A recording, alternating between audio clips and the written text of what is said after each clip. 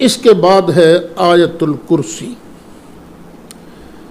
آیت الکرسی قرآن مجید فرقان حمید کی سب سے عظمت والی آیت مبارکہ ہے۔ خود نبی کریم علیہ السلام نے حضرت ابی بن کعب سے پوچھا، بتاؤ قرآن میں سب سے عظمت والی آیت کون سی ہے؟ انہوں نے کہا اللہ ورسولہ اعلم، اللہ اور اس کا رسول ہی بہتر جانتے ہیں۔ سرکار نے پھر فرمایا، تو اب انہوں نے عرض کیا یا رسول اللہ صلی اللہ علیہ وسلم، یہ اللہ لا الہ الا ہو، یہ آیت الکرسی قرآن مجید فرقان حمید کی سب سے عظمت والی صورت ہے۔ تو نبی کریم علیہ السلام نے سینے پر ہاتھ مار کے کہا، اے ابو منذر، اللہ تجھے یہ علم مبارک کرے، واقعی تو نے صحیح کہا ہے۔ اتنی عظمت والی صورت ہے کہ حدیث شریف میں ہے، امام نسائی نے بھی نقل کیا ہے عمل الیوم واللیلہ کے اندر، البانی نے ابن کثیر نے اس کو صحیح بھی کہا ہے کہ جو بندہ فرض نماز کے بعد آیت الکرسی پڑھنے کا معمول بنا لے وے، اس کے اور جنت کے درمیان صرف موت پردہ ہے، ادھر مرے گا، ادھر چھلانگے لگاتا ہوا وہ جنت کے اندر چلا جائے گا۔ یہاں دنیا میں بھی یہ آیت الکرسی فائدہ دیتی ہے۔ ام المومنین سیدہ طیبہ طاہرہ حضرت عائشہ صدیقہ فرماتی ہیں کہ ایک بندہ نبی کریم علیہ السلام کی بارگاہ میں حاضر ہوا، عرض کرنے لگا، آقا ہمارے گھر میں برکت نہیں ہے۔ فرمایا این انت من آیت الکرسی، آیت الکرسی کو کیوں بھولے ہوئے ہو؟ جس کھانے پر، جس پینے والی چیز پر آیت الکرسی پڑھی جائے گی، اللہ تعالیٰ اس میں برکتیں عطا فرماتا ہے۔ تفسیر در منصور کے اندر یہ بات موجود ہے۔ اللہ لا الہ الا ہو، اللہ ہی ہے جس کے سوا کوئی عبادت کے لائق نہیں۔ یہ ہے دعویٰ، اللہ کے سوا کیوں کوئی عبادت کے لائق نہیں، اس کے دلائل ہیں آگے۔ اس لیے الحی، وہ زندہ ہے، ہمیشہ سے ہے، ہمیشہ زندہ رہے گا۔ جب اس کے بغیر کوئی اور ہمیشہ سے زندہ نہیں ہے، عبادت کے لائق کیسے ہو گیا؟ جو پہلے نہیں تھا وہ لائق عبادت کیسے ہوا؟ حی ہونا اس کے معبود ہونے کی دلیل ہے۔ القیوم، اب دوسری دلیل آ گئی، وہ تھامنے والا بھی ہے، ہر کسی کو اسی نے تھاما ہوا ہے۔ زمین ہے تو اس کو تھاما ہوا ہے، آسمان ہے تو اللہ نے اس کو تھاما ہوا ہے، تارے ہیں، چاند ہے، سورج ہے، عرش ہے، کرسی ہے، کائنات میں جو کچھ بھی ہے سب کچھ اسی نے تھاما ہوا ہے۔ جب سب کو تھامنے والا وہ ہے تو پھر عبادت کے لائق بھی تو وہی ہوا نا۔ لا تأخذہ سنۃ، دو دلیلیں پہلے گزر گئیں، اب تیسری دلیل، سب کو تھاما ہوا ہے اس نے۔ لیکن ہمارا حال کیا ہے؟ 8 گھنٹے کام کر لیں، 10 گھنٹے کام کر لیں، آخر تھکن غالب آ جاتی ہے، اعصاب جو ہیں وہ چٹکنے لگتے ہیں، آہستہ آہستہ بندہ نیند میں جانے کی کیفیت محسوس، ایک ہے نیند اور ایک سے نیند ہے نیند سے پہلے کی کیفیت، جسے کہتے ہیں اونگ۔ اللہ کو تو اونگ بھی نہیں آتی، کائنات میں کوئی اور ایسا نہیں جو کسی کا محتاج نہ ہو، اللہ سب کو تھامے ہوئے ہے، لیکن اس کو اونگ نہیں، لاتا اس کو اونگ پکڑتی نہیں، ولا نوم، نہ ہی اسے نیند آتی ہے، نہ نیند اسے پکڑے نہ ہی اونگ اسے پکڑے۔ اگرچہ فرشتے بھی نیند وغیرہ سے پاک ہیں، لیکن پھر بھی وہ معبود نہیں ہیں۔ کیوں؟ اس لیے کہ یہ صفت اللہ نے انہیں عطا کی ہے نا، اس صفت میں وہ اللہ کریم کے محتاج ہیں، اس لیے عبادت کے لائق صرف اور صرف اللہ وحدہ لا شریک ہے۔ پانچویں دلیل اس کے الہ ہونے کی، لہو ما فی السماوات و ما فی الارض، جو کچھ بھی آسمانوں میں ہے، جو کچھ بھی زمین میں ہے، سب کا وہی مالک ہے۔ میرا مالک بھی اللہ، آپ کا مالک بھی اللہ، نبیوں کا مالک بھی اللہ، زمین و آسمان کا مالک بھی اللہ، خود نبی کریم علیہ السلام کا مالک بھی اللہ، کیونکہ سرکار بھی تو زمین کے اندر ہے نا، زمین میں ہے۔ جو کچھ بھی آسمان و زمین میں ہے سب کا مالک اللہ ہے۔ جب سب کا مالک اللہ ہے تو پھر پرستش اور عبادت کے لائق بھی تو وہی ہے نا، کوئی اور عبادت کے لائق نہیں ہے۔ من ذا الذی یشفع عندہ الا باذنہ، کون ہے جو اللہ کے سامنے شفاعت کرے اس کی اجازت کے بغیر؟ اس کی اجازت کے بغیر کوئی اس کی بارگاہ میں بول تک نہیں سکتا۔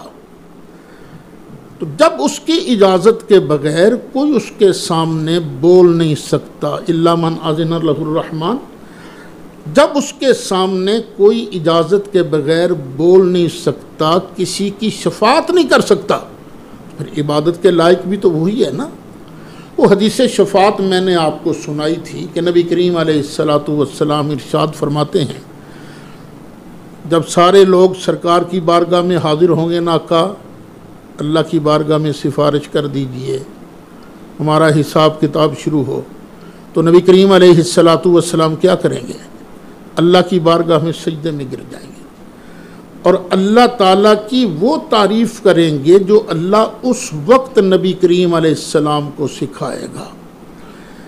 پھر اللہ ارشاد فرمائے گا، اے پیارے محبوب، ارفع راسک، چل اپنا سر انور اٹھا، سل توتا، تو مانگ، جو مانگے گا ہم دیں گے، وشفا تو شفا، تو سفارش کر، تیری سفارش کو قبول کیا جائے گا۔ تو سرکار عرض کریں گے، یا رب امتی امتی، یا اللہ میری امت پر رحم فرما۔ اب دیکھیے سرکار کو اجازت مل رہی ہے، اور اجازت صرف اس وقت نہیں، اس کا اعلان پہلے سے ہو چکا ہے۔ اللہ فرمائے گا، جا محبوبہ، جانا، خود جا، جہنم کے اندر جھانک کے دیکھ، جس کے دل کے اندر دانے جتنا بھی ایمان ہے، چل اس کو جہنم سے باہر نکال دیں۔ تو جب اللہ کی بارگاہ میں کوئی اس کے اذن، اس کی اجازت کے بغیر بول نہیں سکتا، شفاعت نہیں کر سکتا، تو پھر بھئی عبادت کے لائق بھی تو وہی ہے نا۔ کتنی دلیلیں ہو گئیں؟ حی ہے، قیوم ہے، اس کو اونگ نہیں پکڑتی، نیند نہیں اسے آتی، زمین و آسمان میں جو کچھ بھی ہے سب کا مالک وہ ہے۔ چھٹی، کوئی اس کی اجازت کے بغیر اس کی بارگاہ میں شفاعت نہیں کر سکتا۔ آگے ساتویں، یعلم ما بین ایدیہم وما خلفہم، جو لوگوں کے آگے ہے نا اللہ اس کو بھی جانتا ہے، جو پیچھے ہے اللہ اس کو بھی جانتا ہے۔ اب آگے اور پیچھے کا معنی کیا؟ یعنی جو میرے سامنے ہے اللہ اس کو بھی جانتا ہے، جو میرے پیچھے ہے اس کو بھی اللہ جانتا ہے، یہ بھی مطلب ہو سکتا ہے۔ دوسرا معنی یہ، جو بھی ہمارے آگے ہونے والا ہے، آگے ہوگا، اللہ اس کو بھی جانتا ہے، جو کچھ پیچھے ہو گیا ہے اللہ اس کو بھی جانتا ہے۔ جب ہر چیز کو ہر وقت صرف وہی جاننے والا ہے تو پھر عبادت کے لائق بھی تو وہی ہے نا۔ ہم نبی کریم علیہ الصلاۃ والسلام کے لیے علم غیب کا دعویٰ ضرور کرتے ہیں، لیکن اللہ کی عطا کے بغیر نہیں مانتے، اور نہ ہی ہم یہ دعویٰ کرتے ہیں کہ ہر آن ہر گھڑی ہر چیز کا علم نبی کریم علیہ السلام کو ہے، نہ، یہ شان صرف اور صرف اللہ وحدہ لا شریک کی ہے۔ کتنے دلائل ہو گئے خدا کی توحید کے؟ 7۔ آگے 8واں، وَلَا يُحِيطُونَ بِشَيْءٍ مِّنْ عِلْمِهِ إِلَّا بِمَا شَاءَ۔ اللہ کا جو علم ہے، اللہ کے علم کے کسی بھی حصے کو کسی اور کا علم احاطہ نہیں کرتا۔ اللہ کی معلومات جو ہیں، مثلا یہ بوتل بھی اللہ کی معلومات میں ہے، یہ مجھے بھی نظر آ رہی ہے، آپ کو بھی نظر آ رہی ہے، لیکن ہمارا علم اس بوتل کا احاطہ نہیں کرتا، ہمارا علم اس کا محیط نہیں ہے۔ محیط کا مطلب یہ ہے کہ اس بوتل کے اندر پانی کے کتنے قطرے ہیں اور ہر قطرہ کس سائز کا ہے۔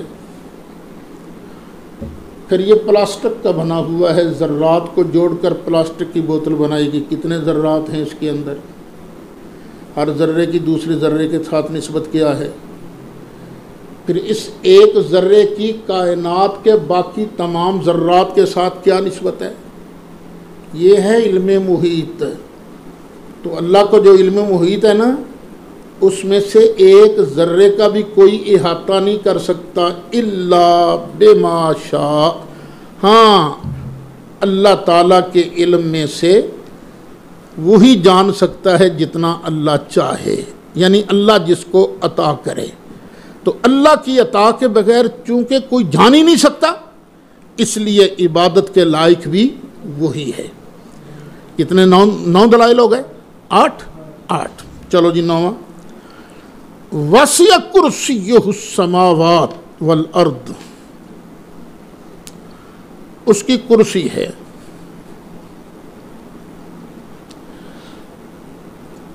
پتہ نہیں وہ کیا چیز ہے صحیح، کرسی ہے صحیح، لیکن پتہ نہیں وہ کیا ہے۔ یہ نہیں، یہ جس پر میں بیٹھا ہوں، جس پر آپ لوگ بیٹھے ہو، یہ نہیں، وہ پتہ نہیں کیا ہے لفظ کرسی آیا اس پر، اور وہ ہے کتنی بڑی؟ 7 آسمانوں کو، زمین کو، 7 زمینوں کو وہ کرسی اپنے گھیرے میں لیے ہوئے ہے، جس کی کرسی اتنی بڑی ہے۔ بعض نے اس کا ترجمہ کیا ہے اللہ کا علم، اللہ کی سلطنت۔ جس کی کرسی اتنی بڑی ہے، کسی اور کی کرسی تو اتنی ہے ہی نہیں، تو پھر عبادت کے لائق کون ہوا؟ عبادت کے لائق تو صرف اللہ ہے نا۔ یہ چٹیل میدان ہو نا، بہت بڑا میدان، اس کے اندر ایک انگوٹھی رکھ دی جائے، یہ موبائل تو چلو، یہ بوتل ہے، بوتل بہت بڑی ہے، انگوٹھی سے بہت بڑی ہے یہ بوتل، چلو چٹیل میدان ہو، ہزاروں میل کا پھیلا ہوا، اس میں یہ بوتل رکھ دی جائے، انگشتری انگوٹھی رکھ دی جائے، تو وہ چٹیل میدان کے مقابلے میں کتنی بڑی ہوگی؟ چھوٹی۔ اور جو اللہ کی کرسی ہے نا، اس کے سامنے 7 آسمان اور زمین اتنے ہیں جتنے چٹیل میدان کے اندر انگوٹھی ہوتی ہے۔ وسع کرسیہ السماوات والارض۔ میں اگرچہ بوڑھا ہو گیا ہوں، لیکن پھر بھی 2-4 گھنٹے کام کر لیتا ہوں، لیکن پھر اخیر تھکنا شروع ہو جاتا ہوں۔ آپ لوگ جوان ہو، لیکن 24 گھنٹے مسلسل کام کرنا پڑے تو ہڈیوں کی پیں تو بولتی ہے نا۔ چلو ابھی کوئی 1.5 دن کام کر لے گا، تھکے گا نہیں، لیکن اللہ تعالیٰ نے جب سے بنائے ہوئے ہیں زمین و آسمان عرش و کرسی جب سے بنایا ہوا ہے، ولا یعودہ حفظہما، تو اس کی حفاظت، ان دونوں کی حفاظت اللہ کو تھکاتی تو نہیں ہے، اللہ پر بھاری نہیں ہے، بڑے آرام سے اس کی حفاظت ہو رہی ہے، چل رہا ہے سارا کائنات کا نظام۔ جس طرح ہمارے لیے یہ چیزیں بالکل معمولی ہوتی ہیں، ہم کر لیتے ہیں، آرام سے کر لیتے ہیں، ہم جو چیز کام آرام سے کر لیتے ہیں، یہ تو پھر بھی اس میں کچھ نہ کچھ تکلیف ہوتی ہے۔ اللہ تعالیٰ کی عظمتوں کے سامنے اللہ کو تو کچھ ہوتا ہی نہیں، سارا نظام سنبھالے ہوئے ہے۔ جب اس شان کا دوسرا ہے ہی کوئی نہیں تو عبادت کے لائق کون ہوا؟ صرف اللہ وحدہ لا شریک۔ کتنے دلائل ہو گئے؟ 9۔ وَهُوَ الْعَلِيُّ، وہ بلند ہے، بلند ہے، اس جیسی بلندی والا کوئی نہیں اس کی بلندی جیسا۔ 10 عظیم، عظمت والا، اس جیسی عظمتوں والا ہے کوئی نہیں۔ چونکہ اس شان کا مالک کائنات کے اندر دوسرا ہے ہی نہیں، اس لیے عبادت کے لائق بھی صرف اور صرف وہی پروردگار ہے۔ لیکن پھر میں یہاں آپ کو مشورہ دوں گا کہ ایاک نعبد کی تفسیر کرتے ہوئے میں نے عبادت اور تعظیم، بندوں کی تعظیم میں فرق بیان کیا تھا۔ یہ بندوں کی تعظیم کرنا یہ عبادت نہیں ہوتی، عبادت اور چیز کا نام ہے، اس کلپ کو سن لیجئے گا۔